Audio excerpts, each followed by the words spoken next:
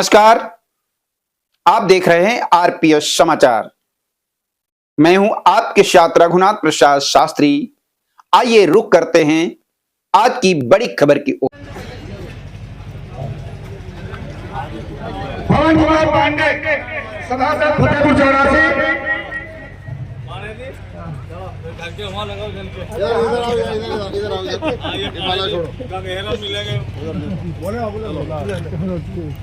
मोहम्मद आरिफ अली सभासद फतेहपुर चौरासी। विजय कुमार सभासद फतेहपुर चौरासी। हरिश्चंद्र फतेहपुर चौरासी। फतेहपुर चौरासी। अनुज कुमार दीक्षित उमरपुर। संदीप राजपूत नेवादा। संतोष अवस्थी खानपुर। रोशन प्रधान नौगवा।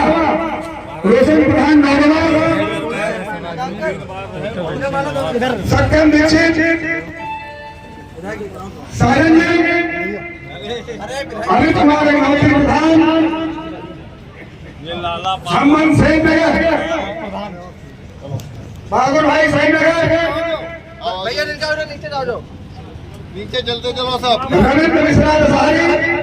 पूर्व बीडीसी लोगों से गुड्डू सोना। जिनका स्वागत होगा नीचे आगे बढ़ो दादा, बोलो आगे। ये प्रधान विजय खेड़ा सुशील महापुर।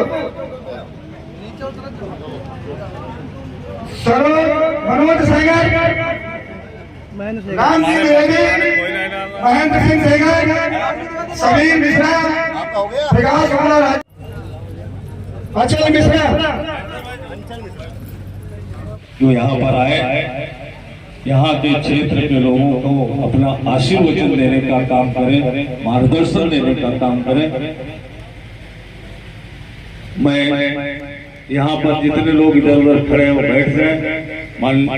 अपने पूज्य सांसद जी से कहेंगे आए मंच पर आने का कष्ट करें। बहुत बहुत धन्यवाद।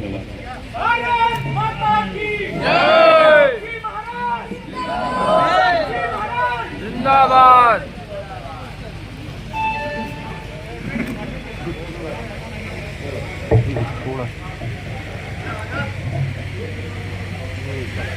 दादा थोड़ा निकल। एक बार जोर से श्रद्धा से उद्घोष करेंगे, भारत माता की। अभी आवाज आई नहीं, जरा जोर से अयोध्या तक पहुंच जानी चाहिए।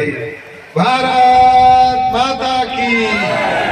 वंदे वंदे। जय जय श्री राम। जय जय श्री राम।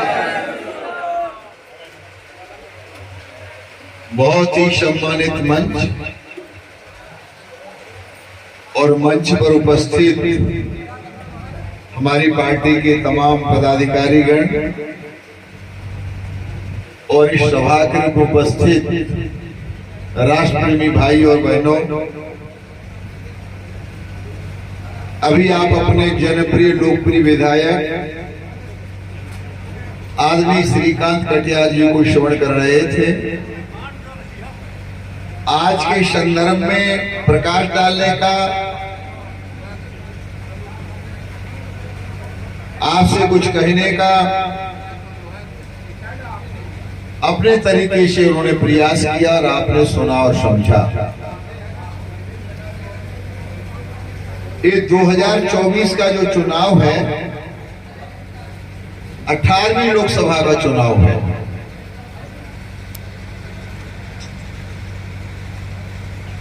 और मैं 6 बार को लगातार सांसद रह चुका हूं, तो बहुत लंबा कार्यकाल राजनीति का मेरा। जब पार्टी के 2 एमपी होते थे तब से मैं एमपी हूं भारतीय जनता पार्टी का। पार्टी विश्वास करके बार बार मुझे टिकट दे देती है, मैं आपकी सेवा में खड़ा हो जाता हूं। ये यात्रा मथुरा से शुरू की थी और फर्रुखाबाद से होता हुआ उन्नाव में आके टिका हूं। ये साधारण सा चुनाव नहीं है।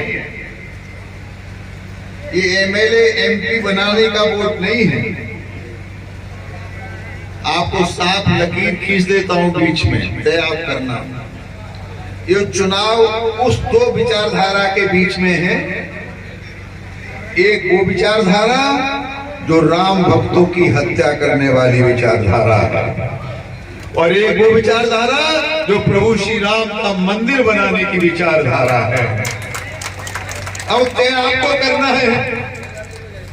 आपको राम भक्तों के हत्यारों के साथ रहना है कि रामलला का मंदिर बनाने वालों के साथ रहना है। ये बिल्कुल स्पष्ट है, लाइन खींची हुई है। जिस दिन से हमने होश संभाला है उस दिन से हम राम के साथ हैं, राम हमारे साथ है। उसी दिन से हमने कहा था सौगंध राम की खाते हैं, अब मंदिर वहीं बनाएंगे।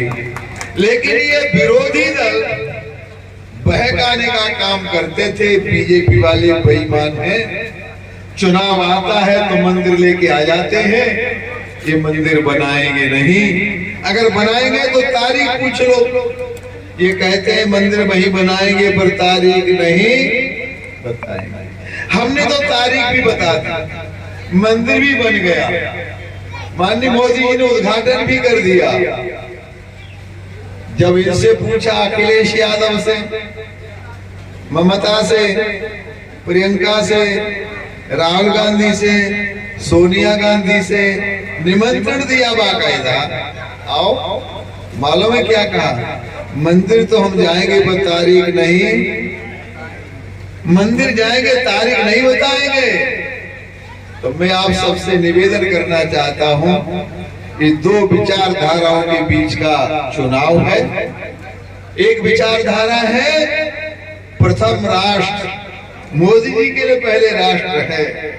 समझ लेना, इस देश में हिंदू हो चाहे मुसलमान हो, इस देश के साथ गद्दारी करने वाला हिंदुस्तान में रह नहीं सकता। जो हमारे देश का नहीं वो हमारे किसी का। हम तो नारा लगाते थे राम का नहीं हमारे काम का नहीं, वो तो ठीक है, लेकिन जो हमारे देश का नहीं वो हमारे काम का नहीं। इसलिए देश के साथ भितरघात स्वीकार नहीं कर सकते। एक वो विचारधारा है जो गजवाए हिंद की सोच रखती है। एक समय आएगा तो हिंदुस्तान इस्लाम राष्ट्र बन जाएगा। और एक वो विचारधारा है जो राम राज्य की बात करती है, राम राज्य की बात करती है। दैहिक दैविक भौतिक तापा, राम राज काहू नहीं व्यापा। भाइयों, रही विकास की बात तो 65 साल में जो विकास नहीं हुआ, मोदी जी ने 10 साल में वो विकास किया है। उन्नाव में 600 किलोमीटर सड़क मैं अकेला प्रधानमंत्री ग्रामीण सड़क योजना के अंतर्गत लेकर के आया हूं। हिंदुस्तान में कोई एमपी इतनी सड़कें अपने जिले में नहीं बन पाया। और 4 एक्सप्रेस वे, किसी जनपद को सौभाग्य प्राप्त नहीं है। पड़ोस में देख लो, गंगा को उस पार देख लो। आपके यहाँ गंगा एक्सप्रेस वे, आपके यहाँ लालगंज वाला एक्सप्रेस वे, आपके यहाँ लखनऊ से उन्नाव वाला एक्सप्रेस वे, और आपके यहाँ कानपुर वाला जो 4 लाइन का है वो 8 लाइन का होने वाला है। सड़कों का जाल बिछा हुआ है। एक पानी के लिए, नल के लिए तरसते थे। मैं धन्यवाद करूंगा मोदी जी का, जल जीवन मिशन के अंतर्गत हर घर तक नल जाएगा और नल में गंगा जी का शुद्ध जल जाएगा पीने के लिए। एक से एक बड़ी, क्या मेरे पास शब्द नहीं है। सबका साथ, सबका विकास, सबका विश्वास, सबका प्रयास, बिना भेदभाव के आम आदमी तक हमने लाभ पहुंचाने का काम किया है। ऐसे प्रधानमंत्री भी हुए हैं इस देश में। उन्हें शेख चिल्ली कहूं, मोनी कहूं, क्या कहूं। प्रधानमंत्री कहते थे हम 1 रुपया भेजते हैं 15 पैसा पहुंचते, 85 पैसे भ्रष्टाचार की भेंट चढ़ जाते हैं। लेकिन मेरा 56 इंच वाला मोदी अगर 2000 रुपया भेजता है तो किसान के खाते में 2000 रुपया सीधे जाते हैं। भ्रष्टाचार खत्म हो गया। जातिवाद की राजनीति खत्म हो गई और परिवारवाद की राजनीति खत्म हो गई। अब तो सबका साथ, सबका विकास। और मोदी जी ने तो आपको कह दिया मोदी परिवार। हम सब लोग किसके परिवार के हैं? बोलो ना, मोदी परिवार के हैं। जिस कुल खानदान में कोई एमएलए एमपी हो जाता है, उस परिवार के बच्चे, हम एमएलए साहब के आदमी हैं, हम एमपी साहब के आदमी हैं। दरोगा जी समझ में नहीं आ रहा? आप भी स्वाभिमान पूर्वक कह सकते हैं हम देश के प्रधानमंत्री के आदमी, उनके परिवार के आदमी हैं। मोदी हमारे परिवार के मुखिया।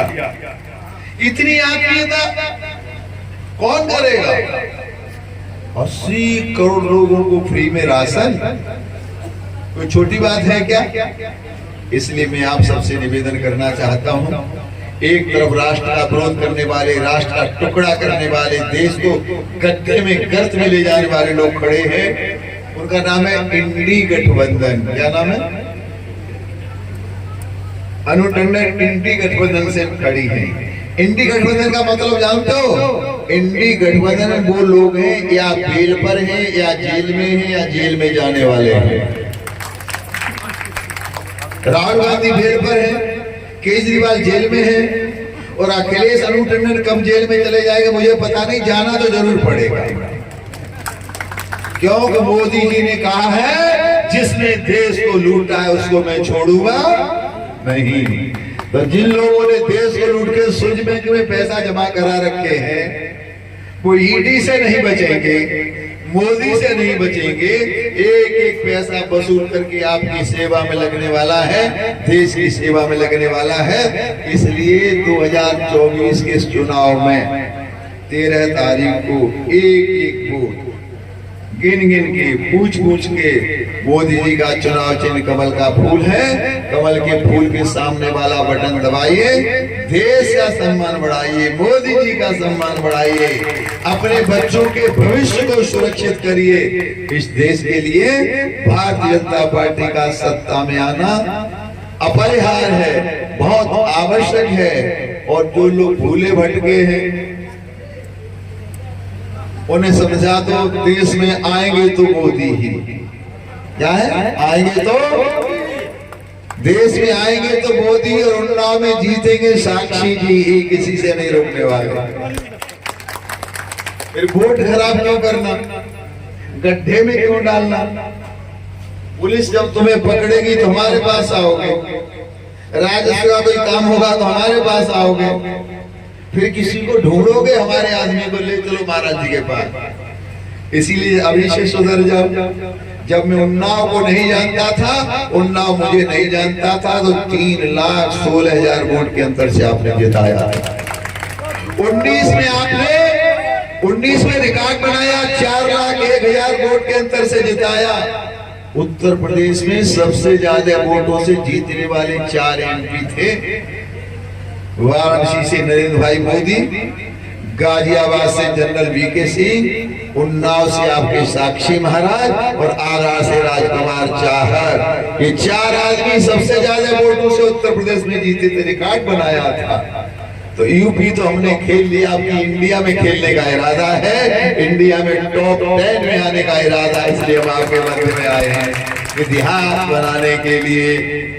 यूपी की तो टॉप 4 में हमारा नाम आ गया। अब की गंगा मैया की कृपा हो, राधा रानी की कृपा हो, रामलला की कृपा हो, और आप सबकी कृपा हो, तो हिंदुस्तान में जो एमपी टॉप 10 में जीते उसमें उन्नाव का नाम होना चाहिए। इसलिए मैं आपके बीच में आया हूं।